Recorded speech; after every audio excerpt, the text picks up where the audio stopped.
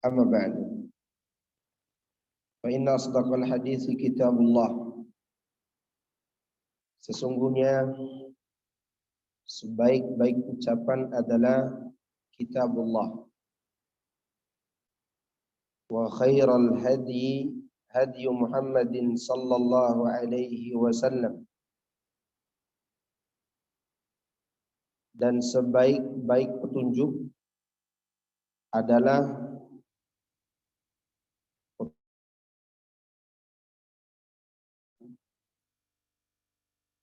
wa syarrul umuri muhdatsatuha. Sesungguhnya perkara yang paling buruk adalah yang diada-adakan dalam agama. Wa kullu muhdatsatin bid'ah wa kullu bid'atin dhalalah. Kullu dhalalatin finnar. Dan setiap perkara yang diada-adakan dia adalah perbuatan bid'ah. Dan setiap bid'ah tentunya dia adalah kekeliruan dan kesesatan. Dan setiap kesesatan dan penyimpangan diancam dengan neraka. Jemaah sekalian, a'azakumullah. Rasulullah sallallahu alaihi wasallam beliau selalu memulai khutbah beliau dengan khutbatul hajah. Jadi dalamnya terdapat bimbingan dan arahan agar kita memperhatikan tazkiyatun nufus, pembersihan jiwa, dimulai dengan memuji Allah dan menyanjungnya. Kemudian kita memohon kepada Allah agar Allah menjaga kita dari keburukan diri kita dan juga keburukan amal kita, serta agar kita mentauhidkan Allah dan menjauhi syirik dan mengikuti Rasulullah sallallahu alaihi wasallam, serta mengajak untuk selalu bertakwa kepada Allah di atas ajaran Nabi, dan agar kita menjauhi perkara-perkara yang diada-adakan. Maka suatu nikmat yang paling besar bagi seorang, dia bisa membersihkan dirinya dari perkara-perkara yang akan merusak keislaman dan tauhidnya.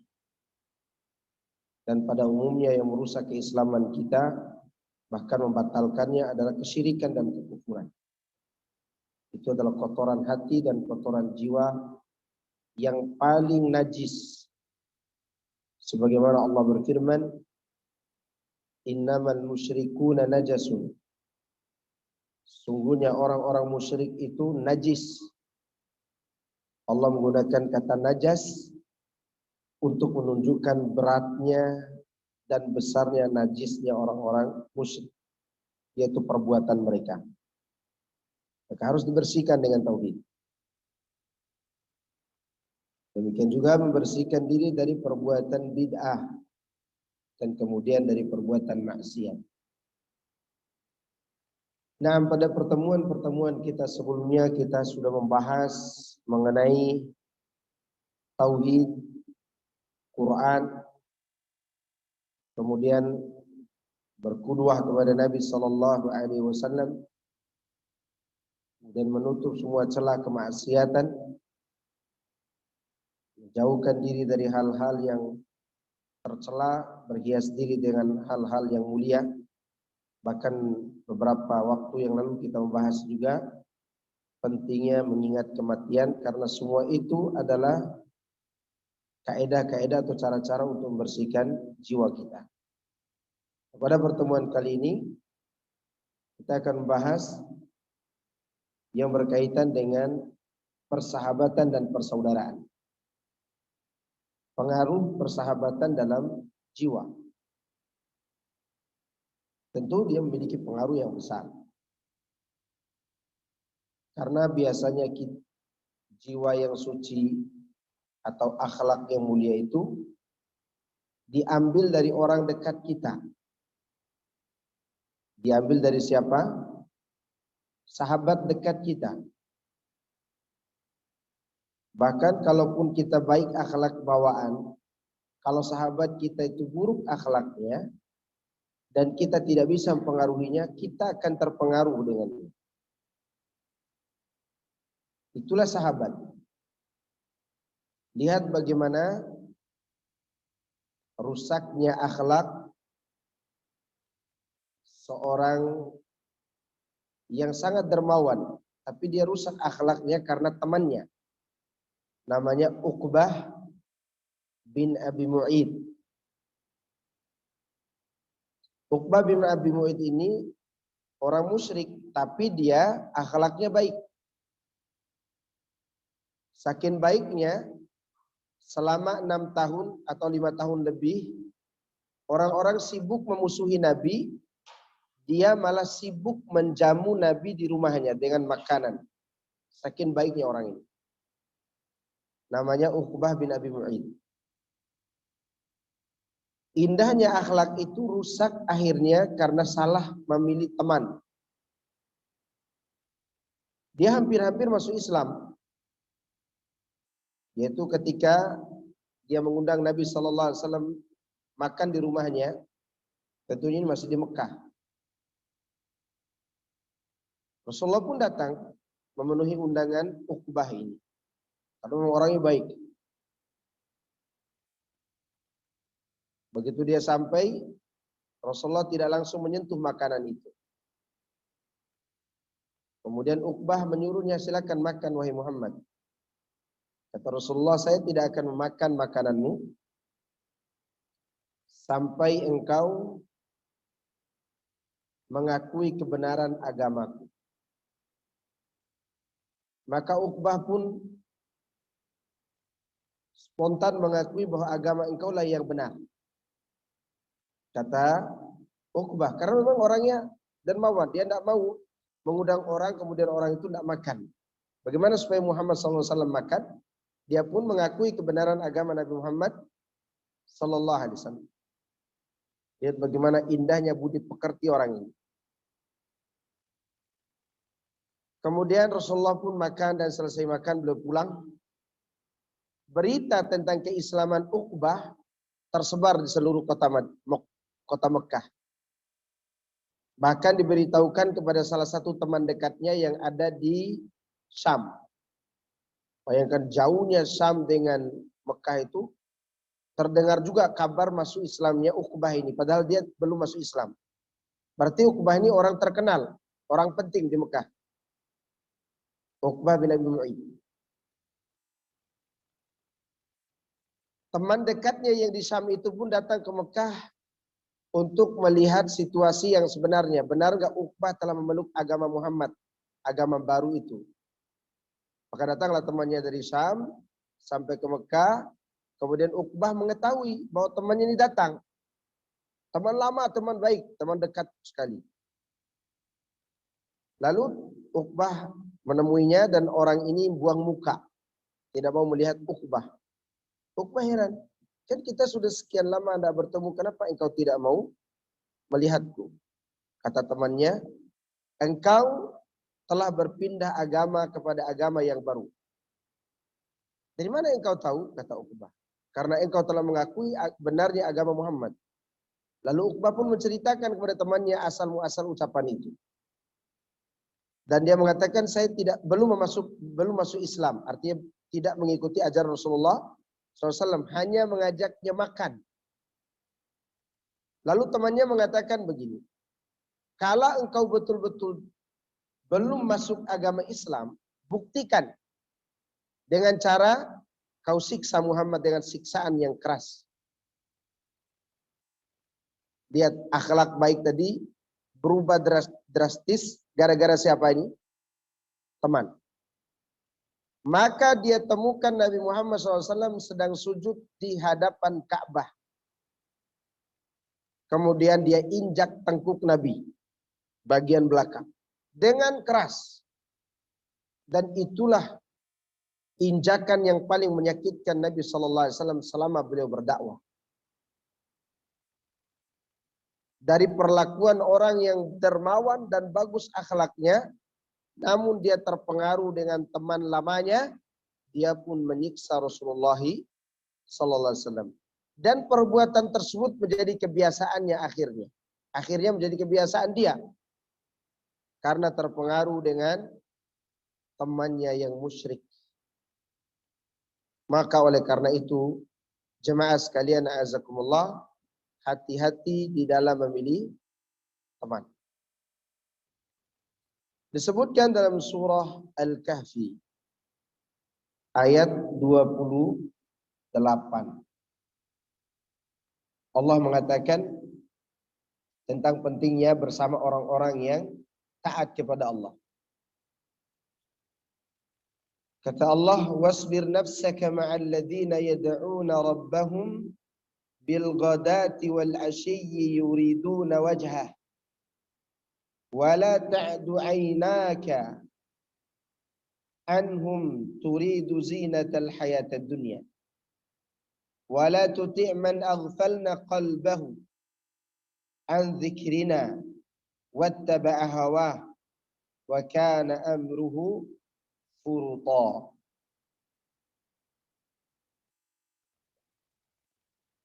Sabarkanlah jiwamu bersama orang-orang yang senantiasa beribadah kepada Rabb-Nya di pagi dan petang dengan mengharapkan wajah Allah. Dan jangan kau palingkan pandanganmu dari mereka hanya karena engkau inginkan perhiasan dunia semata. Dan jangan kau taati orang-orang yang kami lalaikan hatinya dari mengingat kami, dan dia mengikuti hawa nafsunya dan perkaranya sia-sia. Di dalam ayat ini terdapat perintah agar kita bersahabat dengan orang-orang baik dan berusaha sekuat tenaga supaya menjadi teman mereka dan bergabung dengan mereka. Walaupun mereka itu orang-orang fuqara, orang-orang miskin. Karena bersahabat dengan mereka sesungguhnya mendatangkan faedah-faedah yang tidak terbilang dan tidak terhitung.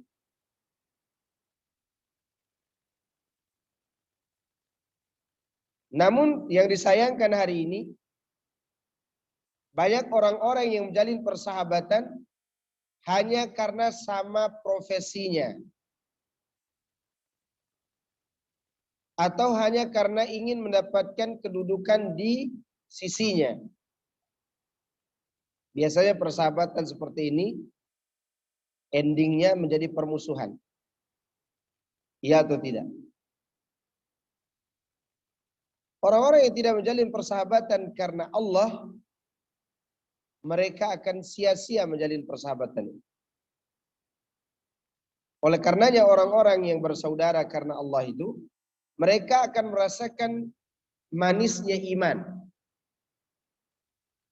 Sebagaimana Nabi sallallahu alaihi wasallam bersabda, "Salasun man kunna fihi wajada bihinna halawatal iman. An yakuna Allah wa rasuluhu ahabba ilaihi mimman siwahuma. Wa an yuhibbal mar'a la yuhibbuhu illa lillah. Wa an yakraha an yuqdhafa finnar kama yakrahu wa an yakraha an ya'uda fil kufri kama yakrahu an yuqdhafa finnar."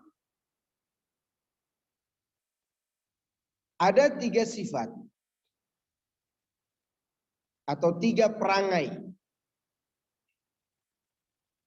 yang mana jika 3 perangai atau 3 sifat ini ada pada diri seseorang, maka dia akan temukan manisnya iman.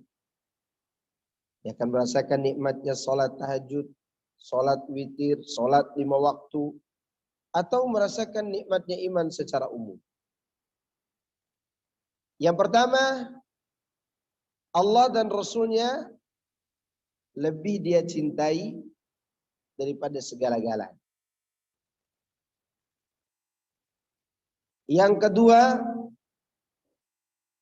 dia mencintai saudaranya. Tidaklah dia mencintainya kecuali karena Allah. Yang ketiga, dia benci kepada kekufuran sebagaimana dia tidak suka dirinya dilemparkan ke dalam api neraka. Tiga sifat ini mendatangkan ketentraman hati. Di antaranya bersahabat karena Allah Azza wa Jalla. Lihat bagaimana persahabatan para sahabat radhiyallahu anhum. Meskipun mereka kelihatannya misalnya Muawiyah dengan Ali berperang. Tapi pada hakikatnya mereka tetap bersahabat dalam satu keyakinan akidah yang benar. Mereka berperang itu waktu itu hanya ijtihad saja. Dan kita mohon ampun kepada Allah untuk mereka yang bersalah dan mohon kepada Allah agar mereka yang benar diberikan pahala dan dirahmati dan diridhoi oleh Allah. Mereka tetap dalam persahabatan. Dan tidak runtuh persahabatan itu karena dunia. Sehingga mereka menjadi orang-orang yang soleh sampai akhir hayat. Karena pengaruh persahabatan itu. Maka oleh karenanya ketika para muhajirin datang ke kota Madinah, orang-orang Ansor tidak memiliki kebutuhan apa-apa kepada orang muhajirin. Mereka layani sebagai saudara karena Allah Azza wa Jalla. Oleh karenanya kehidupan mereka itu tentram, tenang, jiwa mereka itu baik. Rasulullah SAW juga menyebutkan hadis tentang pengaruh persahabatan. Ar-rajulu ala dini khalili. Falyanzur ahadukum man yukhalil. Seseorang itu tergantung agama temannya. Maka hendaklah salah seorang di antara kamu memperhatikan dengan siapa dia berteman. Termasuk teman yang dibahas di sini adalah guru yang mengajarkan kita ilmu. Karena dia memiliki pengaruh bagi kita dan bahkan pengaruhnya lebih besar daripada sekedar berteman biasa. Makanya ibu-ibu, jemaah sekalian azakumullah, coba Anda baca semua sejarah awal kesesatan anak manusia ini. Berasal dari pengaruh iblis yang datang berpura-pura memberi nasihat sebagai penasehat. Itu ketika meninggal 5 orang soleh di zaman Nabi Nuh, iblis datang sebagai apa? Sebagai musuh bawa bala tentara? Enggak. Dia datang membawa nasihat. Karena kalau iblis datang bawa bala tentara, gampang untuk dihadapi oleh keturunan Nabi Adam yang ke-10 itu. Jadi keturunan ke-10. Iblis datang beri nasihat kepada mereka, kalau kalian ingin mengenal orang-orang soleh ini, maka bikinkan patung. Pengaruh kalimat itu. Akhirnya mereka bikin patung. Yang kemudian mereka saling mewariskan ajaran tersebut, sehingga tersebarlah kesyirikan dan tersebarlah perbedaan dalam menjalankan agama. Itu pengaruh iblis yang pura-pura datang menemani mereka. Kemudian keturunan berikutnya didatangi lagi, dipengaruhi lagi untuk apa? Untuk menyembah selain Allah. Demikian juga hancurnya agama atau keyakinan Amr bin Luhai al-Khuzai. Yang pertama kali meletakkan patung Hubal di Ka'bah. Gara-gara dia terpengaruh dengan orang-orang Syam. Yang waktu itu orang Syam menyembah berhala, dia katakan, kalau begini cara mereka beribadah, berarti ini ajaran yang benar. Akhirnya dia bawa pulang patung Hubal dan disembah di Mekah. Ditaruh di Ka'bah nih. Maka sangat besar pengaruh agama seseorang terhadap diri kita. Oleh karena itu nanti di hari kiamat, ibu-ibu sekalian, banyak orang menyesal karena salah memilih guru dan memilih teman. Sebagaimana disebutkan oleh Allah dalam suratul Furqan, lihat di ayat 17. Coba ibu-ibu lihat ayat 17 dan seterusnya.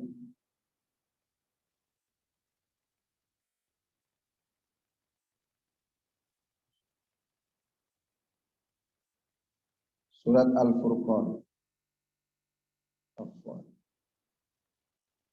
17 ya.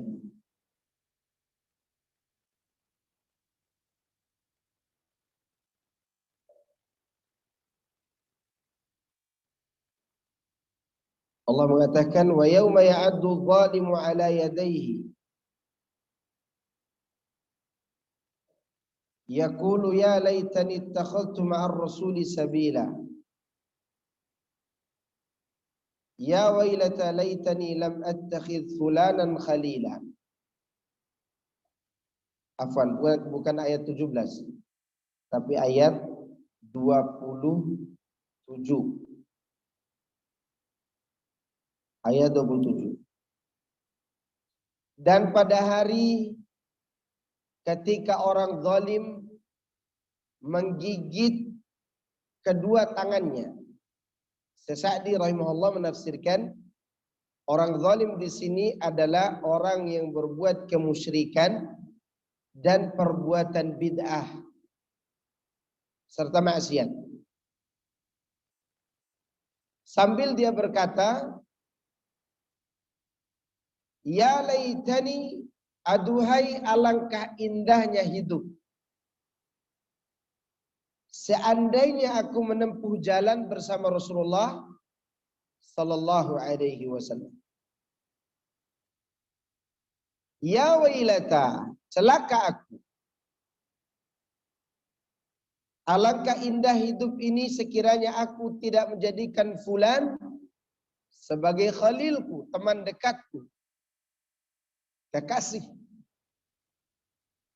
Laqad adallani 'ani dzikri ba'da id ja'ani wa kana syaitanu lil insani khadzula. Sungguh dia telah menyesatkan aku dari jalan Allah yang lurus setelah keterangan itu datang kepadaku. Dan syaitan selalu berkhianat kepada manusia. Apa yang disesalkan di sini ibu-ibu? Salah mengambil teman. Ya jangan kata nanti di hari kiamat. Di dunia saja seorang kalau salah memilih pasangan hidup, menyesal gak dia? Menyesal. Menyesal. Soalnya ada akhwat didatangi oleh ikhwan yang bagus agamanya, bagus juga akhlaknya. Hanya saja cara jalannya agak miring sedikit. Dia tidak jelek dan juga tidak terlalu tampan, tapi akhlaknya bagus. Jalanlah dia. Wah, ini memiring. Lalu dia pilih yang seperti bintang Korea Utara. Iya kan? Iya, seperti pemimpin Korea Utara gitu kan? Dapatlah dia apa yang dicita-citakannya. Ternyata suaminya tukang ngorok, nggak bisa kerja. Ya, dia yang kasih makan. Apa dilakukan sama istri itu? Dia gigit tangannya. Aduhai alangkah celakanya. Aku buang kampak, aku ambil jarum. Tidak bisa diapa-apain. Demikianlah kondisi orang-orang salah memilih teman. Salah memilih teman hidup. Tapi kadang orang itu salah pilih teman hidup karena dia sendiri memang sudah salah jalan. Iya enggak? Misal dulu sama-sama suaminya preman, istrinya premanah. Ada tamar butoknya tuh. Ya kan? Memang seprofesi. Tobatlah si istri. Suami masih seperti itu. Apa ini salah memilih teman? Salah dari awal memang. Bukan hanya salah memilih teman. Dia sendiri pernah salah jalan. Maka untuk seperti ini, mohon teruslah kepada Allah. Agar Allah memperbaiki pasangan. Karena jangan ujuk-ujuk langsung minta cerai, jangan. Pertahankan dulu, kalau memang sudah tidak sanggup, maka barulah dia sudah expire. Tidak bisa dinasihati. Karena teman itu punya pengaruh pada diri kita. Punya pengaruh. Demikian juga sebaliknya para bapak-bapak. Kalau ketemu istrinya bersikap begini dan begitu. Kembali dulu ke belakang siapa kita dulu. Bukan hanya salah pilih teman kita. Kita sudah salah jalan. Tapi harus dibedakan. Dapat pasangan yang cemburu. Dengan dapat pasangan yang banyak menuntut. Pasangan yang banyak mengeluh berarti salah milih. Tapi pasangan yang cemburu tidak salah pilih. Mana dalilnya? Dalilnya kisah Nabi Ibrahim dan Ismail. Ismail disuruh oleh ayahnya untuk menceraikan istrinya yang pertama yang banyak mengeluh. Tapi Ibrahim tidak menceraikan Sarah yang cemburu kepada Hajar. Kan Hajar dibawa ke Mekah itu gara-gara cemburu siapa? Sarah, istri pertamanya. Dan tetap dipertahankan Nabi Ibrahim. Ya, jangan bodoh juga sebagian orang. Wah, salah pilih Pak Ustadz. Kenapa? Istri saya cemburu sekali. Nikah aja sama ayam tak punya cemburu. Karena pasangan hidup itu bagian dari teman hidup kita. Dan dia memiliki sifat. Demikian juga ibu-ibu. Cuman bedain cemburu ibu-ibu dengan bapak-bapak. Bapak-bapak yang soleh itu banyak cemburunya karena dia ibadah. Cemburu jaga urat kan. Ibu-ibu biasanya cemburunya kebanyakan cemburu curiga. Dan itu nyata kan ibu? Nyata. Cuman ibu-ibu yang soleha yang berilmu, insya Allah dia bisa mengikisnya sedikit-sedikit. Ya. Jadi ini pasangan termasuk pilihan kan? Pilihan. Maka yang belum menikah, banyak-banyak mendekatkan diri kepada Allah, agar Allah memilihkan yang terbaik. Agar hidup kita tidak menyesal seperti orang yang disebutkan dalam surat ini. Karena di sini disebutkan penyesalannya, ya laitani, ya wailata laitani lam attakhidh fulanan khalila. Maka nanti di yaumil qiyamah disebutkan dalam surat Az-Zukhruf, orang-orang yang saling mencintai itu berbalik saling membenci. Kecuali orang-orang yang bertakwa kepada Allah. Allah mengatakan al-akhillau yawma idzin ba'duhum li ba'din aduwwun illa al-muttaqin. Orang-orang yang saling mencintai pada hari itu akan saling bermusuhan kecuali mereka-mereka yang bertakwa kepada Allah Subhanahu wa taala. Jadi tidak ada faedahnya ibu-ibu mengandalkan kemesraan di media sosial dengan pasangan tapi mengumbar aurat. Mengumbar aurat dan mengumbar kemaksiatan. Maka walaupun di dunia kelihatannya mesra-mesra saja, namun nanti di yaumul qiyamah mereka akan saling bermusuhan. Dia dalam surat Az-Zukhruf. Bentar dulu. Maka lagi dicariin. Anak hafal ayatnya enggak hafal nomornya.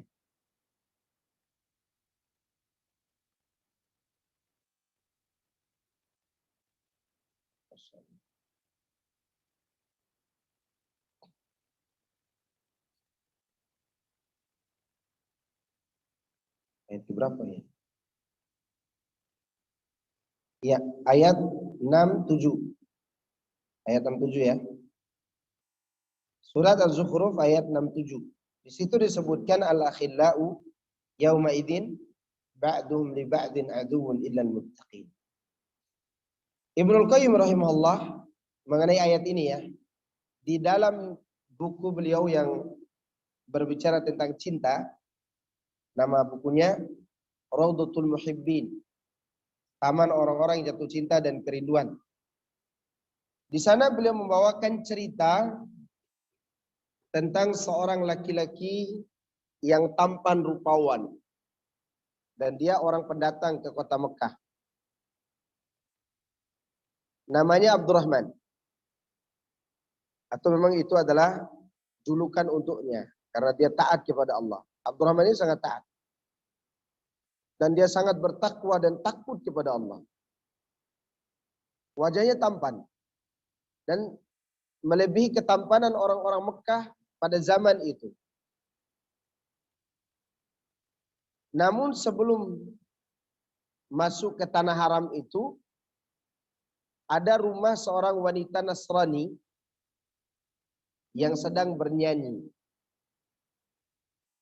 Kan Nasrani kan bernyanyi. Wanita ini memiliki suara yang sangat indah. Indah sekali suaranya. Sehingga Abdurrahman yang takwa tadi, begitu lewat, terdiam dia. Tertarik dengan suara itu, sehingga dia duduk di depan emperan rumah wanita itu, asik mendengarkan suara nyanyian. Ya memang suara wanita itu kalau nyanyi berdayun-dayun memfitnah. Ya, jangankan dia bernyanyi cinta satu malam, dia ngaji saja bisa memfitnah. Ya kan? Begitu Abdurrahman ini mendengar nyanyian yang indah itu, duduk dia, keluarlah budak wanita itu. Dan dia temukan laki-laki yang begitu tampan rupawan. Lalu budak itu mengatakan, siapa Anda? Kata Abdurrahman, saya seorang musafir yang sedang berlalu. Melewati jalan, tapi saya mendengar suara nyanyian begitu indah. Maka budak itu masuk dan menemui pemilik rumah, yaitu wanita tadi. Di luar ada laki-laki yang begitu tampan rupawan yang tidak ada di daerah sini. Setampan dia. Orang Arab aja kalah dengan tampannya Abdurrahman, apalagi kita ya. Begitu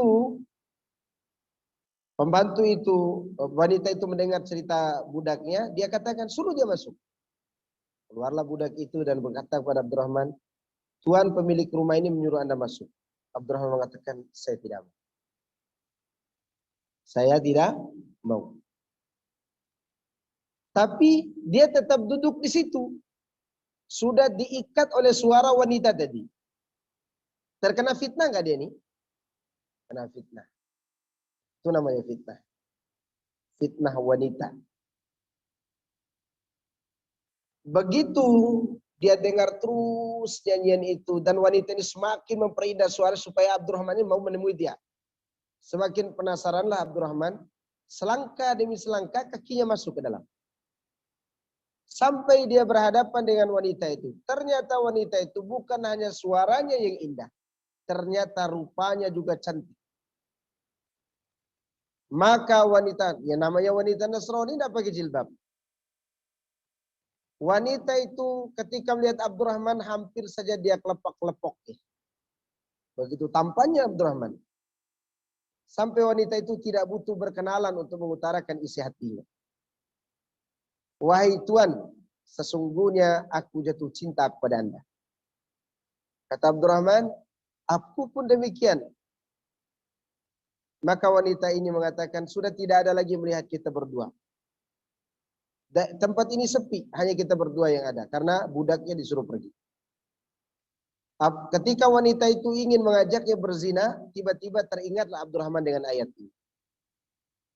Maka dia pun Abdurrahman mengingat firman Allah ini. Kata Abdurrahman kepada wanita itu, aku tidak akan melakukan hal itu. Karena Allah berfirman, al-akhillau yawma idzin ba'duhum li ba'din aduwwun illal muttaqin. orang-orang yang berhubungan di dunia ini, saling berkasih sayang di dunia ini, nanti di hari kiamat mereka akan bermusuhan. Kecuali orang-orang yang bertakwa kepada Allah Azza wa Jalla. Maka pergilah Abdurrahman dengan berderayan air mata karena dia menyesal telah jatuh cinta kepada wanita itu. Namun cintanya yang begitu besar tertahan oleh rasa takutnya kepada Allah Subhanahu wa ta'ala. Kalau mungkin hari ini bapak-bapak atau siapalah, udahlah lakukan dulu nanti taubatnya. Bagaimana kalau malaikat maut datang seketika? Itulah kehidupan orang-orang soleh dulu. Mereka betul-betul mempertimbangkan pasangan hidup mereka. Namun ingat, pasangan hidup, teman dekat, itu tergantung hubungan kita dengan siapa? Dengan Allah Azza wa Jalla. Perbaiki hubungan kita dengan Tuhan kita, maka Allah akan datangkan orang baik yang menjadi teman kita. Entah suami, entah istri, entah teman, entah guru, atau siapalah yang menjadi teman kita. Yang penting kita punya hubungan dekat dengan Allah Azza wa Jalla. Lihat Rasulullah SAW. Teman-temannya, sahabat-sahabatnya adalah sahabat-sahabat yang berkualitas. Manusia yang paling baik hatinya setelah para nabi dan rasul semenjak Allah ciptakan Adam sampai runtuhnya kiamat di hati para sahabat. Kenapa? Karena Allah memilih mereka untuk menemani manusia yang paling dekat kepada Allah, yaitu Rasulullah sallallahu alaihi wasallam. Begitu cara kita mencari sahabat.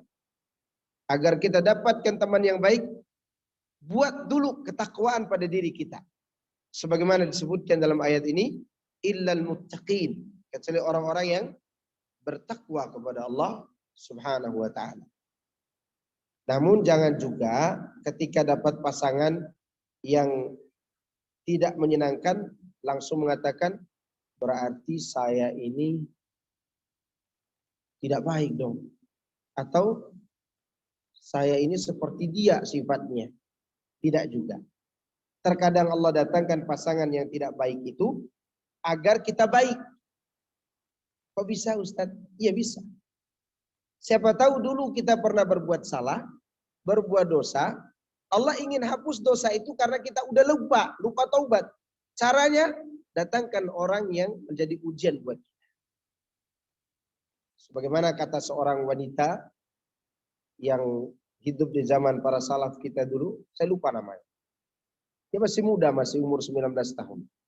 Berilmu, cakep, dan dia orangnya bersabar. Sabar wanita. Suatu hari dia ingin menikah dan ternyata dapat jodoh duda umur 50 tahun. 19 ke 50 jauhnya seberapa? 31. Ya. Udah dapat duda, umur tua, kasar lagi. Sampai pada puncak kekasaran suaminya, dia dipukul oleh suami. Dalam suatu masalah. Lalu teman-teman sebayanya datang untuk memberikan motivasi kepadanya dan menyuruh dia untuk minta cerai dari suami. Karena jika engkau janda, masih banyak laki-laki yang suka kepadamu. Ya mungkin waktu itu kalau bapak-bapak hari ini ada, mungkin ngantri juga kalau dia janda. Orangnya alim, masih muda, ya bisa dikatakan janda super lah kalau dia janda. Tapi dia tidak mau. Perhatikan perkataan wanita ini. Perhatikan setelah dia dapatkan contoh itu. Demi Allah, saya tidak akan minta cerai dari suami saya. Kenapa? Boleh jadi dulu saya berbuat dosa yang saya lupa bertaubat. Dan saya lupa dengan dosa tersebut. Tapi Allah tidak lupa untuk menghapusnya. Bagaimana cara Allah hapus? Dia kirim laki-laki tua ini menjadi suami saya. Atau sebaliknya. Laki-laki tua yang menjadi suamiku ini, dia pernah berbuat kebaikan. Yang kebaikannya dia sembunyikan dari mata makhluk, bahkan dia sendiri sudah lupa dengan kebaikan itu. Lalu Allah kirim aku sebagai hadiah atas kebaikannya. Maka aku tidak akan minta cerai. Ada nggak wanita kayak gini zaman sekarang ini? Ada mungkin 1 dalam 1000 atau 1 dalam 1.000.000.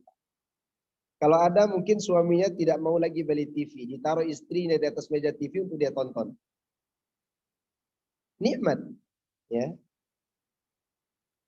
Dan itu menunjukkan bahwa tidak harus dari awal kita dapatkan kebaikan ini. Mungkin dari awal Allah uji dulu kita. Ternyata di akhir daripada kehidupan kita, kita menemukan kebaikan dari pasangan itu karena punya hubungan baik dengan siapa?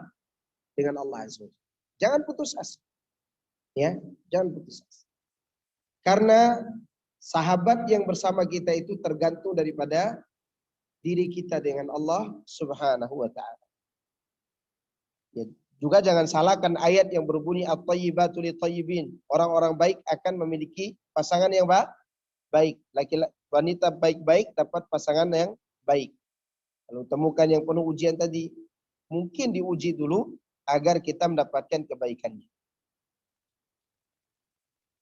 Kemudian ibu-ibu sekalian, azakumullah. Tadi Nabi SAW menyebutkan al-mar'u ala dini khalili.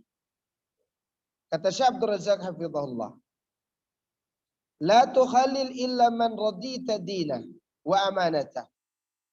Fa innaka idza khalalta qadaka ila dinihi wa madhhabihi.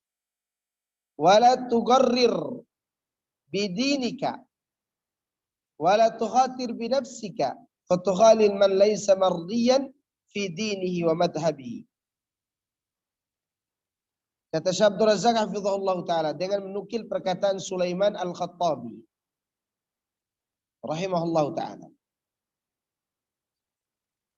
Janganlah engkau berteman kecuali dengan orang yang engkau ridhoi agamanya dan amanahnya. Karena sesungguhnya jika engkau bersahabat dengan orang seperti itu, maka dia akan menggiringmu kepada agamanya yang baik tadi dan kepada madhabnya yang lurus. Jangan sekali-kali kau tertipu dengan bagusnya agamamu sendiri. Atau engkau menganggap bahwa dirimu kuat. Lalu engkau bersahabat dengan orang-orang yang tidak kau sukai agamanya. Dan engkau tidak sukai juga madhabnya. Dalam artian sesat agamanya. Jangan pernah pede. Kenapa? Karena kita bisa terpengaruh dengan orang lain. Maka sebagian ahli ilmu mengatakan karakter itu adalah sesuatu yang dicuri. Dicuri maksudnya kita ambil dari orang yang dia tidak tahu kalau karakternya kita ikuti. Maka itu yang harus kita pahami. Dan itulah makna hadis al-mar'u ala dini khalili.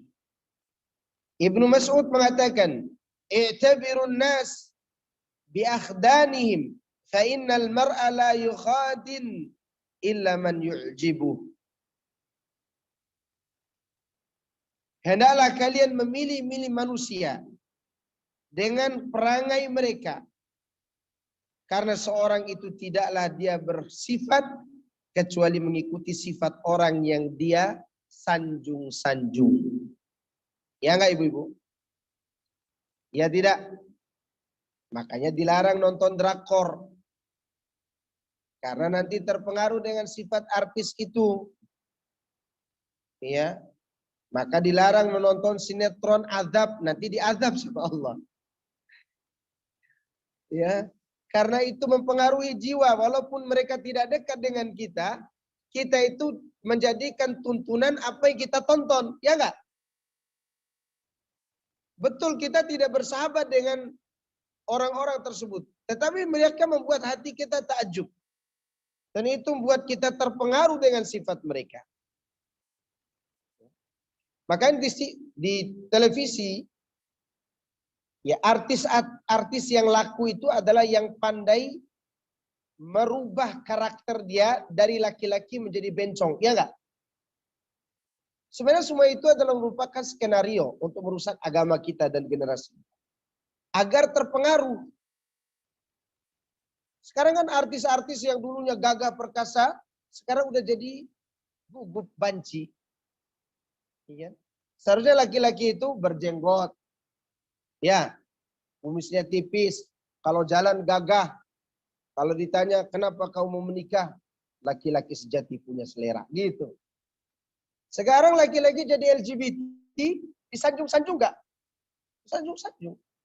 Maka kata Ibnu Mas'ud, kata beliau, fa innal mar'a la yattasifu illa man yu'jibu. Seorang itu tidaklah dia terpengaruh kecuali dengan siapa? Dengan orang yang membuat dia takjub. Apalagi teman dekat. Apalagi orang yang selalu bersama kita. Maka coba lihat ibu-ibu, anak-anak laki-laki ibu-ibu tuh, kalau dia sering lihat ayahnya, maka dia akan meniru siapa? Ayahnya. Ayahnya latih bela diri, dia bela diri. Ayahnya tinju tembok, dia tinju tembok. Ayahnya push up, dia push up. Ayahnya mengaji, belum tentu. Karena mengajak kepada keburukan itu lebih cepat daripada kepada kebaikan. Mana dalilnya?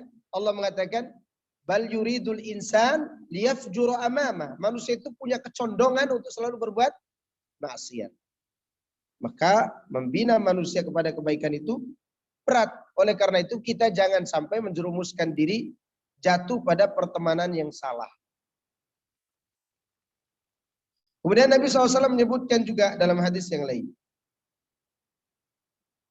Hadis riwayat Imam Bukhari dan Muslim. Nabi SAW bersabda, Mathalul jalisus salih was-su'i kahamilil miski wa nafikhi al-kir. Fahamilul miski imma an yuhdhiyaka wa imma an tabta'a minhu wa imma an tajida minhu rihan tayyibah wa nafikhul kir imma an yuhriqa thiyabaka wa imma an tajida rihan khabitha. Permisalan teman soleh, teman duduk yang soleh, dan teman duduk yang jelek seperti permisalan penjual minyak wangi dan pandi besi. Orang yang menjual minyak wangi, boleh jadi dia menghadiahkan minyak wanginya kepada Anda. Atau engkau membeli darinya, atau setidaknya engkau duduk dekat dengannya, kau rasakan wangi yang harum. Ya enggak? Kalau teman-teman yang jual minyak wangi duduk di tokonya, kira-kira wangi apa di tokonya? Wangi minyak wangi. Ya, tidak mungkin wangi sesuatu yang lain. Ya, kecuali dia kentut. Kemudian, adapun pandai besi, kalau dia tidak membakarmu, boleh jadi dia membakar bajumu, atau boleh jadi engkau dapatkan darinya bau yang busuk, bau yang tidak enak. Yang tidak ada di pandai besi itu baunya harum, tidak ada. Yang ada itu bau besi. Maka itulah permisalan pertemanan seseorang dengan temannya. Maka carilah orang-orang yang bisa membuat kita semakin taat dan dekat kepada Allah. Disebutkan dalam riwayat Imam Ahmad dan juga yang lainnya, sebagian lafadznya palsu, sebagian lafadznya sahih, tentang pengaruh ruh kita, jiwa kita terhadap jiwa orang lain. Di mana Nabi SAW mengatakan, al-arwahu junudun mujannadah. Ruh itu seperti tentara yang terpimpin. Mata ta'arafa i'talafa. Sejauh mana ruh itu saling mengenal, maka dia akan saling bersatu. Mata tanakara ikhtalafa. Sejauh mana dia saling tidak mengenal, maka sejauh itu dia akan berpisah. Dan itu kita rasakan. Coba kita duduk dengan kerabat kita yang biasa berbuat syirik, khurafat, suka pergi ke dukun. Betah nggak kita duduk? Nggak betah. Nggak betah. Sekarang ibu-ibu yang hadir ini apa satu keturunan? Semuanya? Enggak. Satu nenek, satu kakek? Enggak kan? Mungkin ada ibu-ibu yang tinggal di sini tapi aslinya Sulawesi, Kalimantan, Lombok, Sumatera, atau apalah dari mana asalnya. Tapi duduk dalam satu majelis, seakan-akan kita orang-orang yang memiliki hubungan kekerabatan. Apa yang membuat kita betah nih? Pengaruh ruh. Ruh kita ini sama-sama menyukai ilmu. Sama-sama menyukai apa? Akidah yang lurus. Sehingga kita betah duduk. Betah kita duduk. Coba di samping ibu-ibu ada ibu-ibu yang suka gibah misalnya. Ya suka gibah, suka ngata-ngatain orang, dia duduk di samping lagi ngaji, dia masih aja gibah. Betah nggak duduk? Ya, nggak akan betah duduk. Karena memang ruh itu berpengaruh. Dan itu berpengaruhnya ke jiwa. Sehingga seorang yang sama-sama mencintai agama Allah, mereka tidak perlu buat-buat menjalin hubungan. Akan terjalin dengan baik. Maka kita tidak betah duduk dengan orang yang akhlaknya buruk. Tidak betah. Atau duduk dengan seorang pejabat koruptor misalnya. Tidak betah kita takut. Jangan-jangan kita diseret juga nanti. Gitu. Berkata Qadhi Iyad mengenai hadis ini. Hadis tentang al-kir, minyak wangi tadi. Fihi tajannubu khulata'i su' wa mujalasati al-ashrari wa ahli al-bidai wal mughtabin linnas lianna jami'a haula'i yanfudhu atharuhum fi ila jalisihim wal khaddu ala mujalasati ahli al-khair wa talaqqi al-ilmi wal adab wa husnil huda wal akhlaqil hamidah. Kata Qadhi Iyad ketika mensyarah hadis tadi, di dalam hadis ini terdapat perintah agar kita menjauhi teman-teman yang buruk. Tidak duduk bersama orang-orang yang jelek. Tidak bermajlis dengan ahlul bidah dan orang-orang yang menipu manusia dengan penampilannya. Karena mereka itu pengaruhnya akan memberikan dampak kepada orang-orang yang mendekatinya. Pengaruh bid'ah dan pengaruh kesesatannya memberi dampak buruk kepada orang yang mendekatinya. Sebaliknya di dalam hadis ini terdapat anjuran agar kita duduk bersama orang-orang baik, mengambil ilmu darinya dan belajar adab darinya, serta berusaha mencari tahu kebenaran darinya dan mengambil akhlaknya yang mulia. Itu yang dianjurkan dalam hadis tadi. Disuruh jauhi siapa? Teman yang buruk. Dan kita disuruh untuk berteman dengan orang-orang yang baik. Fa'alal abdi, maka sudah menjadi kewajiban semua hamba. Takhayyurul julasa'il ladzina yu'inuhu 'alal khair. Agar seseorang memilih teman-teman dekat yang membantu dia kepada jalan kebaikan. Fa innahu min a'zami asbabi tazkiyati nafsihi wa salahiha. Karena sesungguhnya teman-teman baik itu termasuk sebab yang paling agung yang akan membersihkan sebagai sebab pembersihan jiwa dan perbaikannya.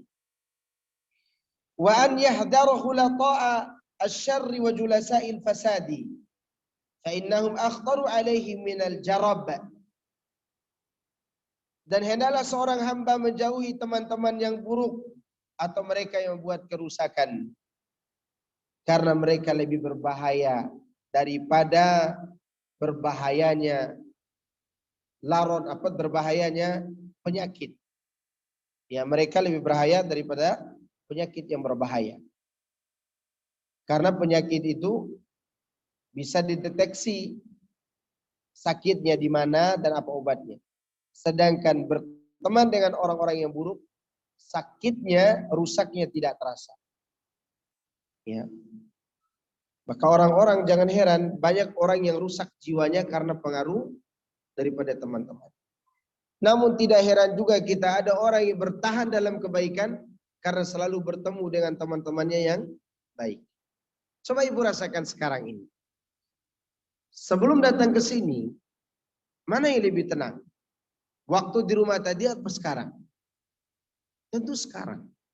Karena di sekitar kita ini, kalau sekarang ada orang yang datang ke majelis ini, Sekedar datang, hanya ingin tahu, bukan untuk belajar. Hanya ingin tahu, bahkan dia duduk saja. Maka dia tidak akan mudarat karena duduk di tengah-tengah orang ini. Karena majelis kebaikan itu tidak akan memudaratkan orang-orang yang ada di sekitarnya. Karena yang diajarkan adalah bagaimana mendekatkan diri kepada Allah, bagaimana mengingat Allah, bagaimana kita mendekati sunnah Rasulullah Sallallahu Alaihi Wasallam. Sehingga teman-teman yang ada di majelis itu, mereka membawa dampak kebaikan buat kita. Maka oleh karenanya sejarah menyebutkan bahwa para sahabat, meskipun mereka pernah belajar dengan Nabi, mereka tidak pernah meninggalkan majelis ilmu. Tidak pernah mereka tinggalkan apa? Majelis ilmu. Karena mereka tahu keutamaannya. Di situ ada persaudaraan karena Allah. Di situ mendapatkan keutamaan di mana Allah menyanjung-nyanjung mereka, menyebut mereka di langit. Dan seterusnya. Karena kebersamaan tadi. Lihat contoh. Di Yaman ada seorang bernama Abu Muslim Al-Khawlani. Dia ini hidup sejaman dengan Nabi tapi tidak bertemu Nabi Sallallahu Alaihi Wasallam. Suatu hari dia berangkat dari Yaman ke Syam. Sampailah ke Suriah di Damaskus. Di Masjid Damaskus itu ada majelis ilmu yang dihadiri oleh 30-an orang sahabat Nabi yang pernah ikut perang Badar. Tentu Abu Muslim heran. Ini orang-orang senior perang Badar ini udah dijamin masuk surga. Tapi masih duduk di mana? Di majelis ini. Bersama dengan orang-orang lainnya yang duduk.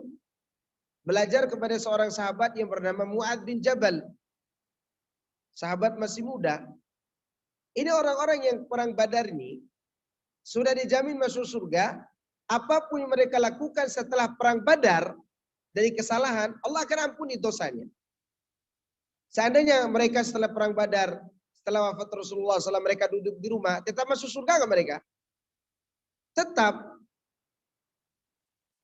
Tetapi yang dikhawatirkan adalah tidak mendapatkan ketenangan hati. Maka untuk menenangkan jiwa dan hati itu, diantaranya sering datang ke majelis ilmu. Kan di situ ada orang-orang baik. Makanya pantas Rasulullah mengatakan, wa majtama'a qaumun fi baitin min buyutillah yatluna kitab Allah wa yatadarasunahu fima bainahum illa nazalat alaihimu as-sakinah. Tidaklah berkumpul satu kaum. Di mana mereka berkumpul? Di dalam salah satu rumah dari rumah Allah. Di dalamnya mereka membacakan ayat-ayat Allah kemudian saling mengajarkan. Melainkan akan turun kepada mereka as-sakinah, ketenangan, ketentraman jiwa. Wa ghasyiyatuhumur rahmah, mereka dirahmati oleh Allah. Diliputi oleh rahmat Allah. Wa hafathumul malaikah, malaikat menaungi mereka. Lebih dari semua itu, Allah menyebut nama mereka di atas langit. Di hadapan malaikat yang ada di sisinya. Dan penyebutan itu dengan nama cinta kepada hamba tersebut. Lihat bagaimana keutamaan berkumpul di majelis ini. Karena ada orang-orang saleh. Demikian juga nanti di yaumil qiyamah. Ketika manusia sibuk mencari naungan, siapa di antara orang yang dinaungi oleh Allah? Orang-orang yang bersahabat karena Allah. Ada yang masih hafal nggak golongannya? Berapa golongannya? 7. Berarti masih hafal angkanya. Ya kan? Coba patungan 1. Pemimpin yang adil. 2. Pemuda yang tumbuh besar beribadah kepada Allah. 3. Laki-laki yang hatinya selalu merindukan masjid. 4. 2 orang yang saling mencintai karena Allah. 5. Laki-laki diajak berzina oleh wanita cantik. Dia katakan aku takut kepada Allah. Yang ke-6. Orang yang berzikir kepada Allah di saat dia sendirian sambil berlinangan air mata. 7. Berinfak sembunyi. Berapa? Di antaranya mereka yang saling mencintai karena Allah. Dan orang-orang ini selain dinaungi dipanggil khusus, ibu-ibu. Kan golongan-golongan tadi belum tentu dipanggil khusus. Yang ini dipanggil khusus oleh Allah. Kata Allah, "Ainal mutahabbuna bijalali?" Mana orang-orang yang saling mencintai karena aku? Kata Allah. Di mana Allah umumkannya? Di mahsyar. Di saat manusia berada di bawah terik matahari yang begitu panas. Matahari itu ukurnya 1 mil. 1 mil itu kalau diukur jarak 1,6 kilo. Kalau diukur dengan mil bahasa lain, makna yang lain, yaitu alat celak mata itu segini. Ini ukuran mil. Berarti segini mataharinya. Di saat orang sibuk dengan panasnya matahari yang begitu dekat tadi, Allah mengumumkan mana orang-orang yang saling mencintai karena aku dulu. Kemana mereka? Sekarang aku akan naungi mereka di dalam naunganku yang tidak ada naungan kecuali naunganku hari. Begitu kata Allah. Maka pantas ulama-ulama kita dulu, mereka tidak mau berpisah dengan temannya yang baik atau gurunya yang baik, walaupun gurunya atau temannya terkadang berbuat salah. Kan manusiawi tetap ada salahnya kan. Kalau salah ya ditegur, jangan ditinggalkan. Kalau bisa kasih hukuman. Karena mencari teman yang baik itu sulit, melepaskannya mudah. Iya atau tidak? Lihat bagaimana sikap ulama-ulama kita dengan temannya yang bersalah, walaupun salah sampai pada suatu hal yang tidak disukai, mereka tetap bertahan berteman. Karena baiknya lebih banyak daripada salahnya. Contoh, dulu ada seorang ulama mazhab Hambali. Dia adalah Al-Wazir Ibnu Hubairah. Al-Wazir Ibnu Hubairah ini seorang ulama besar dari kalangan mazhab Hambali. Dan kaya raya. Udah alim, kaya raya lagi. Punya fulus. Menteri. Ya, cuman bukan seperti sebagian menteri di zaman-zaman akhir zaman ini. Itu menteri yang berilmu. Ketika dia buka majelis ilmu, itu yang hadir itu para ulama yang hadir. Ya, teman-temannya sama ulama hadir. Nah, di depan dia ini ada seorang bermadzhab Maliki, namanya kunyahnya Abu Muhammad Al-Ashiri Al-Maliki. Kedekatan Abu Muhammad dengan Al-Wazir ini sangat dekat. Maka dia selalu duduk di depan Abu Muhammad, depan gurunya. Suatu ketika Al-Wazir ini sedang menyampaikan pendapat Imam Ahmad saja. Tidak ada pendapat Syafi'i, tidak ada pendapat Maliki, tidak ada Hanafi atau ulama lainnya. Dia punya kitab namanya Mufradatul Imam Ahmad. Di situ dicatat pendapat Imam Ahmad saja. Maka suatu ketika dia sampaikan sebuah masalah yang dia katakan ini pendapat Imam Ahmad. Muridnya angkat tangan. Salah, wahai Al-Wazir, kata dia. Kenapa? Karena itu juga dikatakan oleh Imam Malik, kata dia. Lihat nih. Dua murid dengan guru ini berdebat. Kata Al-Wazir, ini para ulama jadi saksi bahwa ini pendapat Imam Ahmad. Maka semua yang hadir itu menyaksikan, iya, itu pendapat Imam Ahmad saja. Abu Muhammad tidak terima, tetap mengatakan, enggak, Imam Malik juga berpendapat demikian. Maka terjadilah debat. Sampai gurunya marah. Al-Wazir Ibnu Hubairah tadi mengatakan, abahimatun ant. Apa kamu binatang ternak? Gak paham-paham dari tadi. Kira-kira apa yang terjadi setelah itu? Bubar kajian. Bubar kajian. Apa mereka pulang ke ngerumpi pulang? Ah, guru macam apa tuh? Jangan hadir lagi besok gitu kan? Nggak ada. Mereka pulang biasa aja kayak orang bubar kajian, kayak bubar pada umumnya. Walaupun ada terjadi perdebatan, ya bubar biasa.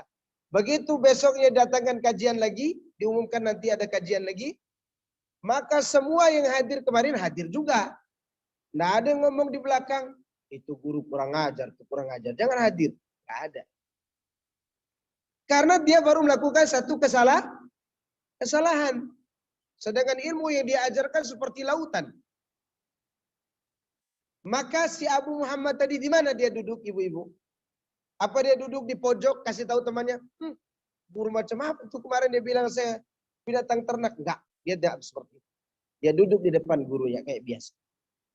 Depan, karena mereka punya hubungan baik.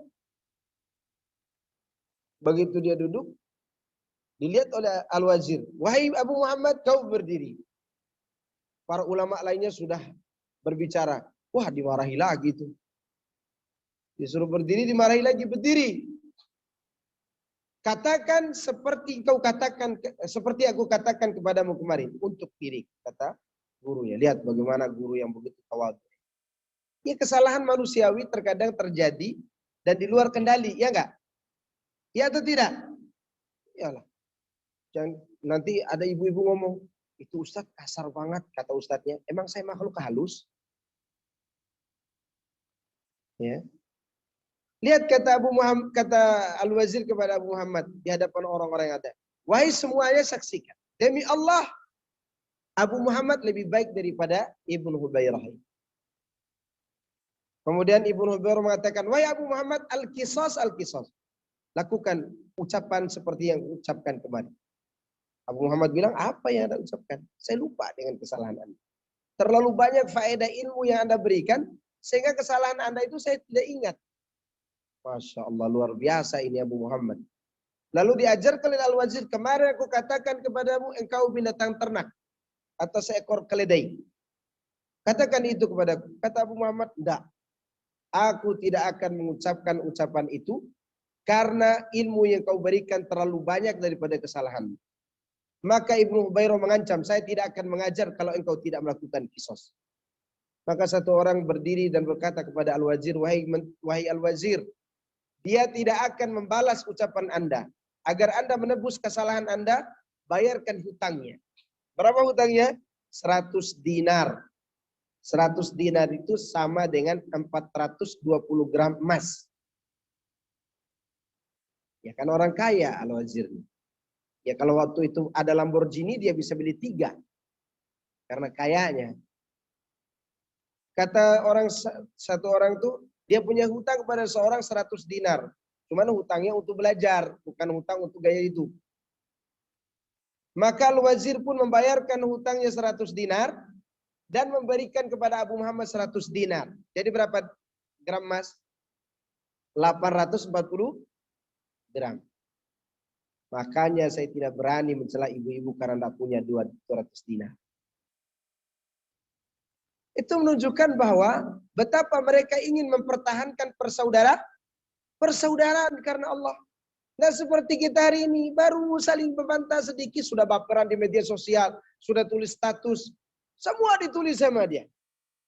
Masuk ke WA, dia udah baperan kayak orang yang kehilangan anak dan putra seterusnya.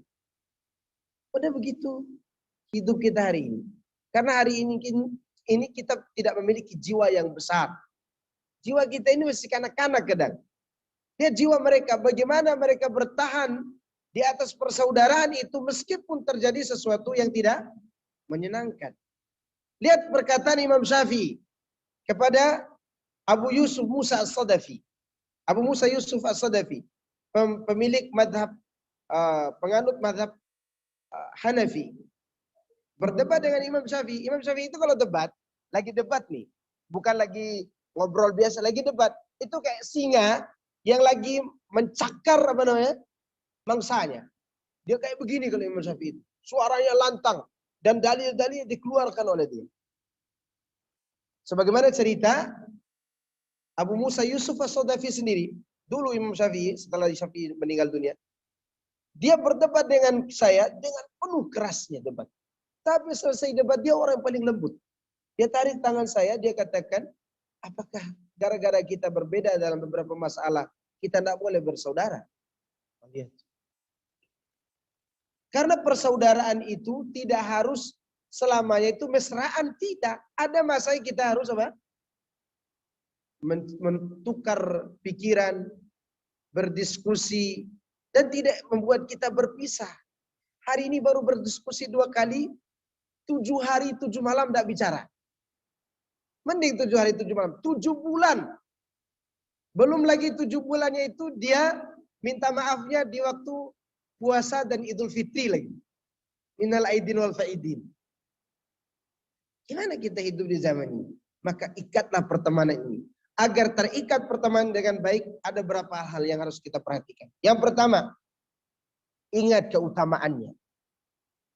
Agar kita berteman dengan baik karena Allah, ingat keutamaannya. Di mana di antara keutamaannya sudah disebutkan tadi, dinaungi oleh Allah nanti di yaumil qiyamah. Kemudian nanti kita saling memberi syafaat. Saling apa? Memberi syafaat di hadapan Allah.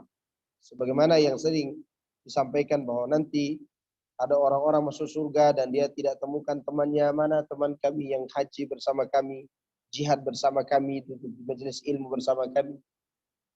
Kemudian mereka tanyakan itu kepada Allah, Allah menyuruh mereka pergi kemana? Ke neraka untuk mengeluarkan siapa? Teman-temannya. Ya, cuman jangan hari ini kita berpesan sama teman, nanti kalau kau tak temukan aku di surga, tarik tangan aku di neraka ya. Sama halnya Anda minta masuk neraka dulu. Jangan minta kepada Allah, semoga Allah menjaga kita dari neraka. Tapi seandainya ditakdirkan oleh Allah masuk neraka sebagiannya, maka masih ada harapan diberi syafaat oleh siapa? Teman-teman yang baik. Ya. Ini keutamaan. Ingat keutamaan ini. Yang kedua, hadirkan hati yang ikhlas karena Allah. Untuk mencari ridho Allah pertemanan.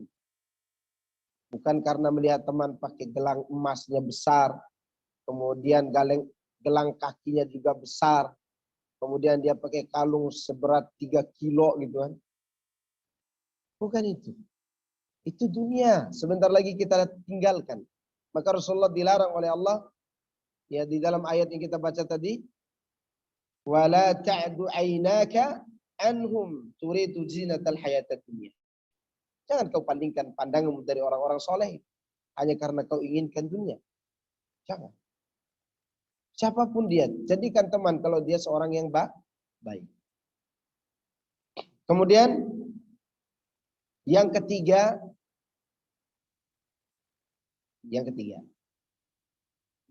kita disuruh bersabar, kita berusaha bersabar dengan orang-orang baik itu. Walaupun kita temukan terkadang ada kesalahannya, ada kekeliruannya, bersabarlah sama mereka. Karena mungkin manusia itu sempurna. Mungkin nggak manusia sempurna 100%? Nggak mungkin.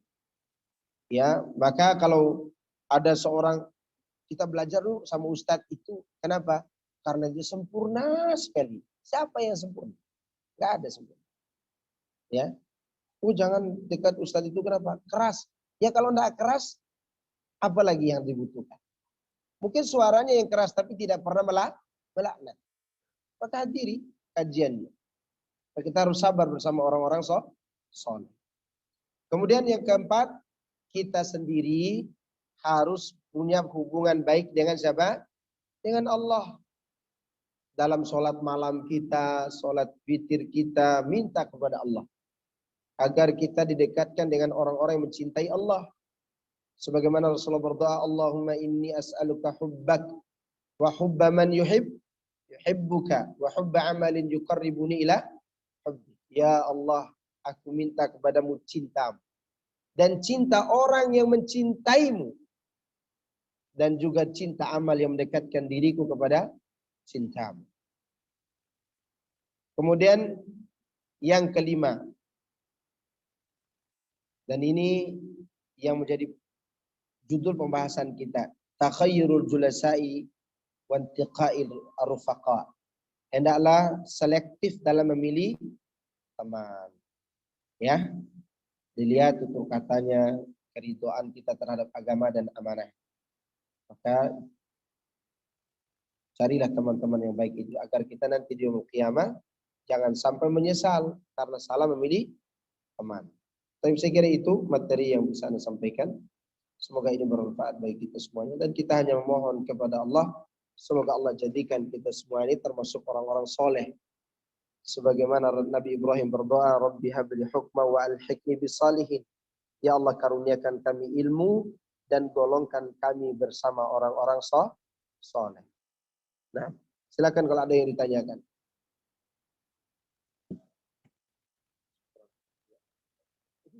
Pertanyaannya banyak sekali nih. Pertanyaannya banyak sekali, bisa nulis buku ini. Assalamualaikum warahmatullahi wabarakatuh. Dosakah meminta cerai pada suami yang tidak pernah sholat wajib maupun sholat Jumat? Tidak berdosa. Syekh Utsaimin bahkan menyuruh untuk minta cerai darinya. Kalau dia tidak sholat sama sekali berarti dia bisa kufur. Yang dikhilafkan para ulama itu yang sholatnya malas. Tapi kalau tidak sholat sama sekali, kata Ibnu Taimiyah bisa kufur, keluar dari Islam. Dan tidak boleh bertahan dengan suami yang kufur. Dan sholat itu satu-satunya ibadah pembatas antara seorang mukmin dengan siapa? Dengan orang kafir. Kalau tidak sholat berarti dia sudah buka pembatas dan dia ada di posisi kekafiran. Barakallahu fikum Ustaz, wa fikum barakallah. Saya memiliki sahabat yang jauh dari ketakwaan kepada Allah. Suka bercanda mengenai syariat. Kalau sholat tidak pernah khusyuk. Saya sudah menegur dan menasihatinya. Namun tidak pernah didengar dan terus mengulangi perbuatannya. Saya ingin menolongnya. Namun saya bingung harus dengan cara apa Ustaz. Kalau Anda sudah berusaha, hendaklah jaga diri darinya. Jaga diri darinya. Agar jangan sampai dia mempengaruhi Anda. Tapi kalau Anda masih bisa mendakwahkan yang perbaikinya, perbaiki. Ya, tapi tidak setiap waktu curhat sama dia pakai HP begitu. Itu bisa, kalau dia tidak terima kadang sakit hati. Sakit hati akhirnya suka juga. Itu berbahaya. Maka kalau sudah dinasihati dan dia tetap tidak mau, maka jaga-jaga jarak darinya. Kecuali dalam keadaan dan pada saat memberi nasihat saja. Assalamualaikum warahmatullahi wabarakatuh. Waalaikumsalam warahmatullahi wabarakatuh. Bagaimana sikap kita ketika terjebak bergaul dan sering bertemu dengan satu kelompok teman yang soleha tapi ternyata senang bergibah dan biasa memperbincangkan keadaan seorang sementara mereka mengetahui hukum gibah itu sendiri. Kalau berteman dengan orang seperti ini berpenyakit, jauhi dulu. Ya, jauhi orang-orang yang suka menggibah. Karena kita terpengaruh dengan orang-orang seperti itu. Apakah kita boleh menjauhi orang-orang yang tidak baik? Padahal dalam Islam diajarin sesama muslim harus saling mengenal. Mendoakan, tapi kalau saya kenal dekat dalam berteman akan tidak baik dalam hidup. Dan terutama jiwa dan akhlak saya. Jauhi. Yang tidak baik itu dijauhi. Tapi bukan berarti tidak diberikan nasihat. Ingat ya, teman dekat itu yang terlarang dijadikan teman dekat itu kalau dia teman curhat. Tahu kan teman curhat? Lagi sulit, dialah kita curhat. Mau nanya agama, dia kita tanya. Nah kalau kita kepada orang yang tidak baik, bukan berarti tidak memberi nasihat. Yang terlarang itu menjadikannya sebagai apa? Teman curhat. Tapi untuk diberi nasihat harus tetap. Tapi jangan berteman dekat. Hanya sekedar memberi apa? Nasihat dan kebaikan. Nambah lagi pertanyaan.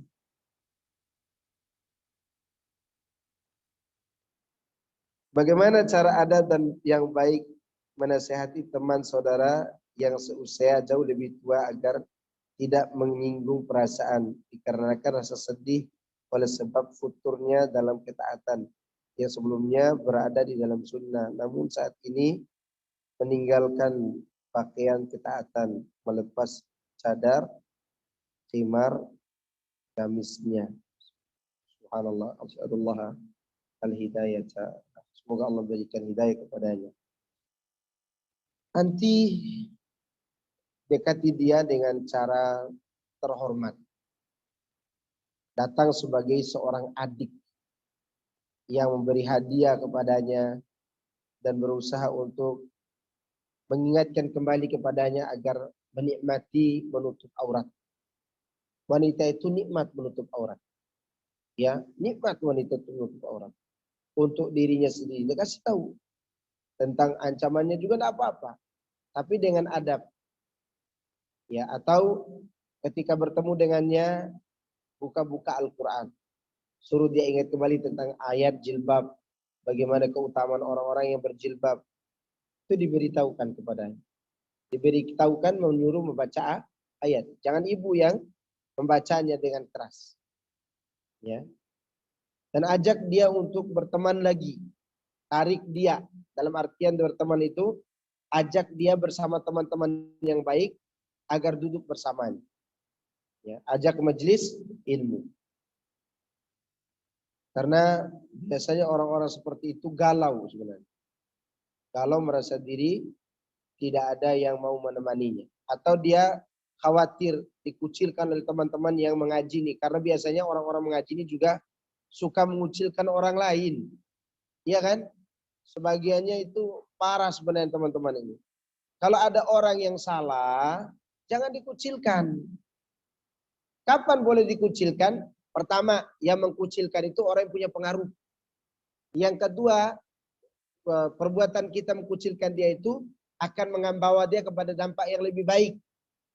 Ya, yang ketiga, maslahatnya lebih besar daripada mudarat. Kadang orang yang sudah kenal sunnah, futur, dia mau datang ngaji lagi, malu dia. Malu kenapa? Takut ditahdzir. Takut dikucilkan. Maka teman-teman sekalian, jangan serampangan saling mengkucilkan, jangan. Ya. Karena mengkucilkan itu bisa membuat orang lain tambah futur. Dan kasus ini bukan yang ini pertama kali.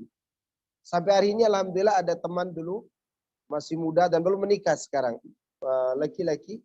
Saking futurnya sekarang udah dengar musik, udah ngerokok, ya. Tapi dia masih di atas mata kaki. Teman-teman menyuruh saya ke rumahnya bersama beberapa ikhwan. Ke rumahnya. Waktu itu saya disuruh nasihati. Saya tidak mau nasihatinya. Di rumahnya. Kenapa? Karena kalau saya nasihati di posisi banyak teman-teman itu, nanti dianggap dia diadili. Apa yang Ana lakukan? Kita lakukan waktu itu. Ana datang ke rumahnya minta kopi. Saya mau datang minum kopi sama minum teh. Duduk sebentar. Dan dia tidak pernah saya singgung tentang rokoknya, wala main musiknya. Saya tidak singgung. Supaya dia merasa bahwa saya ini tidak dikucilkan oleh Ustadz. Begitu saya pulang, akhirnya dia WA saya. Dia WA dengan mengatakan, saya sebenarnya sudah begini-begini Pak Ustadz. Apa saya jawab? Semoga Allah memberikan kebaikan kepada orang yang mau berubah kembali kepada kebaikan. Maka sampai sekarang, dia tetap berkomunikasi, alhamdulillah sekarang ngaji lagi. Tinggal pelan-pelan kita bawa. Ya, pelan-pelan. Karena teman-teman seperti itu, sekali lagi, yang dia takutkan apa Ibu? Dikucilkan. Maka ketika kita datang, jangan dulu singgung masalah yang dia hadapi. Cari tahu kesusahannya apa yang mau dia utarakan. Selama dia mengutarakan sesuatu yang baik, yang bisa kita dukung, dukung aja. Ya, kalau dia sudah berbicara harus pergi ziarah kubur, minta-minta kepada wali, jauhi dulu. Itu sudah penyakit namanya. Sudah penyakit.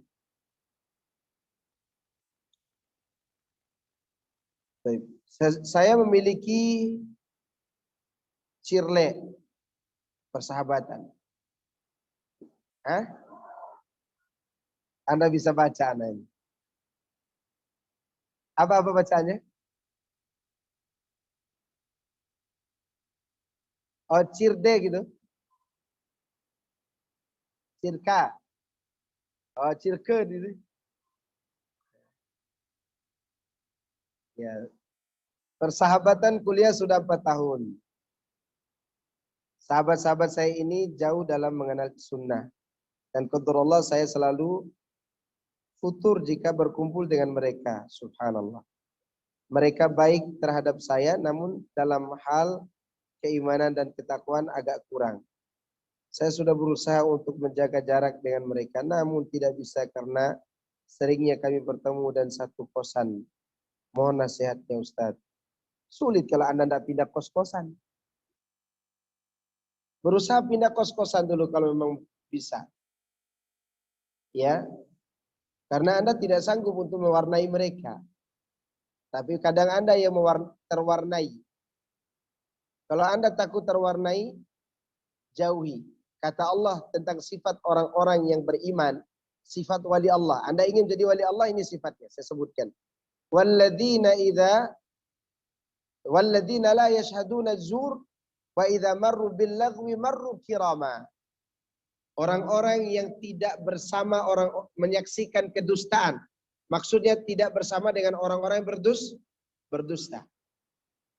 Itu diantara maknanya. Dan jika mereka melewati hal-hal yang melalaikan, mereka tinggalkan dengan cara terhormat. Dengan cara apa? Terhormat. Tinggalkan. Walaupun kita tidak mengatakan apa-apa, tinggalkan dengan cara terhormat. Karena ini cerita Anda ini Anda terpengaruh masalahnya. Terpengaruh dengan keadaan mereka. Sulit sekali cari teman yang baik di tempat kuliah ya. Memang sulit, memang di tempat kuliah. Karena banyaknya orang-orang yang ya memang gaya hidupnya luar biasa. Dari orang kaya harta sampai orang kaya binatang. Ya kan? Karena ada di kampus itu yang diistilahkan seperti ayam kampus. Iya enggak? Ada germonnya juga. Hati-hati nih. Ya, maka saran saya dan nasihat saya, bertakwalah kepada Allah dan berusaha pindah tempat dulu. Kalau sanggup pindah tempat. Ya, kalau Anda tidak sanggup, setiap kali ketemu mereka tanpa harus menyinggung, Anda menghindar. Jangan ketawa ketiwi sama mereka, bercanda, akhirnya futur juga. Ingat, Islam ini tidak butuh Anda, tapi Anda yang butuh Islam. Ingat ya. Islam tidak akan hilang di muka bumi ini tanpa ada Anda. Tapi takutlah Islam itu hilang dari dada Anda. Takutlah Islam itu hilang dari mana? Dari dada kita. Allah Subhanahu wa taala menurunkan agama ini, betul Allah katakan jika kalian tolong agama Allah, Allah akan tolong kalian. Itu karena kita butuh kepada pertolongan Allah. Sekiranya kita semua tidak mau ikut Islam, waliyadzubillah, Allah akan ganti kaum yang lain yang lebih cinta dengan agama. Maka oleh karena itu jangan karena teman kita akhirnya kehilangan agama. Awal saya hijrah itu dibantu oleh seorang teman saya. Dengan dia saya menjadi lebih banyak mengenal Allah dan semakin cinta kepada Allah. Teman saya itu sekarang seorang laki-laki. Sekarang teman saya sudah beda kota. Jadi untuk berkomunikasi, yaitu dengan chat, saya ingin bertanya tentang Islam kepada dia.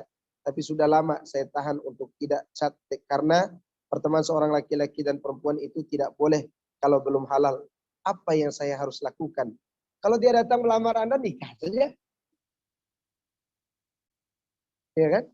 Jangan chat-chat di HP, nanti bisa kholwat. Kan sekarang itu bisa jauh di mata, dekat di sinyal. Itu juga kholwat. Ya. Setelah itu saya punya teman yang soleh lagi, tapi saya suka ikut kajian. Soleh ini maksud laki-laki juga. Kan soleh. Kalau soleha bagus.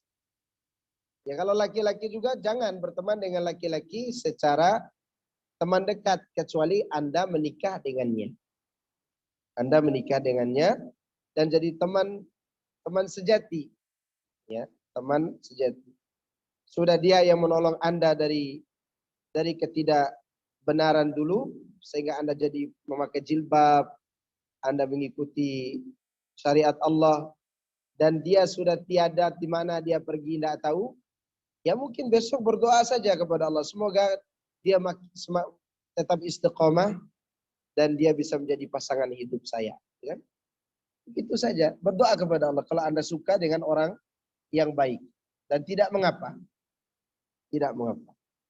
Asal jangan seperti tadi yang ditanyakan, chat berdua, WA berdua, sehingga bangun sholat tahajud, bidadari yang tidak bersayap, pret, itu pacaran namanya. Pacaran. Itu namanya playboy fi sabilis syaitan. Udah cukup dengan apa? Anda sudah dapat kebaikan, tidak usah lagi berkomunikasi tanpa ada hubungan pernikahan yang halal. Siapa tahu suatu hari nanti Anda akan dapat jodoh yang lain. Sehingga Anda gara-gara itu jadi bucin. Apa bucin? Budak cinta. Ya. Gara-gara tidak mengerti tentang cinta, akhirnya bucin. Dia anggap cinta itu adalah cinta yang ditemukan di jalan, kemudian dikatakan laki-lakinya, dalamnya cintaku sedalam lautan dan setinggi gunung. Kok dangkal? Cinta itu tidak berpantai kalau disebut lautan. Dan dia tidak bermuara kalau dia jadi sungai. Karena memang cinta itu adalah cinta yang mengantarkan ke surga. Tentu dalam pernikahan. Itu yang benar. Kalau yang kita lihat di jalan-jalan itu bukan cinta, itu syahwat. Syahwat. Maka jadilah hubungan di atas pernikahan. Bagaimana cara adab yang baik? Oh, ini sudah. Apabila kita sedang diguna-guna berupa adanya air, lendir serta bau yang tidak sedap di dalam rumah, apakah suatu ketika bisa menyerang secara fisik ke tubuh kita? Bisa atas izin Allah. Sihir itu berpengaruh atas izin Allah kepada tubuh. Maka untuk menjaganya Anda baca terus Al-Quran. Baca apa? Al-Quran, terutama surat Al-Baqarah. Kalau Anda merasa diri terganggu, saya berikan beberapa ayat yang dibaca. Menurut Abdullah bin Mas'ud, pertama surat Al-Fatihah. Yang kedua Al-Baqarah 1 sampai 5. Al-Baqarah 1 sampai 5. Yang ketiga ayat kursi dan 2 ayat setelahnya. Berarti 255, 256, 257. Kemudian ayat terakhir dalam surat Al-Baqarah. Boleh dimulai dari lillah. Atau boleh diambil dari amanar rasul. Nah kalau mau tambahannya. Ya tambahannya sebelum ayat kursi. Baca ayat 102. Karena itu berkaitan dengan sihir juga. 102. Dari surat Al-Baqarah. Jika Anda mampu baca surat Al-Baqarah semuanya. Baca surat apa? Al-Baqarah. Jika mampu lagi, nambah Ali Imran. InsyaAllah lari setannya. Lari jinnya. Ya, ibu-ibu mungkin baru merasa bau. Karena saya sering ruqyah orang dulu. Dulu saya sering ruqyah orang. Sekarang sekali-kali aja. Dulu sering. Itu dapur rumah saya itu, kontrakan saya. Dapurnya kan di keramik tuh. Jam 2 malam dicongkel sama jinnya, dibanting di jam 2 malam. Motor saya berapa kali dibanting-banting, dia ngamuk-ngamuk. Terkadang dia datang untuk apa? Balas dendam. Terkadang balas dendamnya ajib. Istri saya dimasuki. Saya kesurupan juga. Tiba-tiba istri saya minta cerai. Tolong ceraikan saya. Tidak ada masalah kita cerai. Ini jin ini. Begitu diruqyah, ada apa dengan saya? Ya ada apa dengan cintamu? Bismillah, bagaimana kalau bagaimana kalau teman kita itu suka menggibahi kita Ustadz? Apa harus tetap bertahan? Atau jauhi saja? Jauhi saja. Kalau dia tetap menggibahi, ingat. Kata para ulama, ajibnya orang-orang yang hasad itu, di mana hasadnya lebih banyak bekerja untuk dirinya daripada untuk orang yang dihasad. Maksudnya apa? Lebih banyak menyerang dia daripada orang yang dia gibahi. Maka jika Anda digibahi, jangan marah. Jangan apa? Kenapa? Karena Anda tahu sendiri kesalahan yang belum digibahi orang lebih banyak daripada yang digibahi. Memang kita ini banyak kesalahan. Itu pertama, kita ingat. Kedua, ketika kita digibahi dapat apa? Dapat pahala, bagi-bagi pahala nanti di yaumul kiamat. Itu aja diingat. Maka dulu ada ulama kalau digibahi orang, dia datang ke rumah orang yang gibahi kasih hadiah. Kenapa? Karena Anda telah bagi-bagi pahala.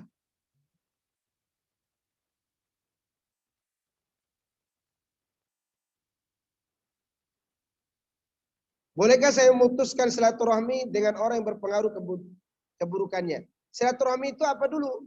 Silaturahmi itu kalau punya hubungan kerabat. Kalau teman bukan silaturahmi, pertemanan.